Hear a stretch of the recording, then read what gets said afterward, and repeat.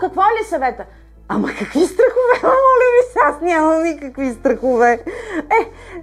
Частично, може би, Свиленчо се страхувам да не загубя теб.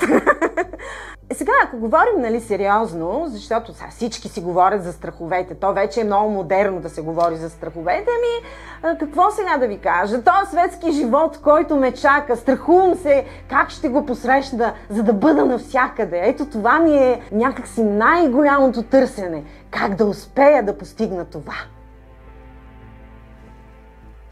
Уважаеми зрители, ако искате да откриете Алексия и нейните страхове, или нейната грандомания, или части от себе си, или нейните партньори, заповядайте от 7 февруари в кината да гледате филмът "Терапията". Една продукция, която ще ви очарова и която ще надгради част от вас самите.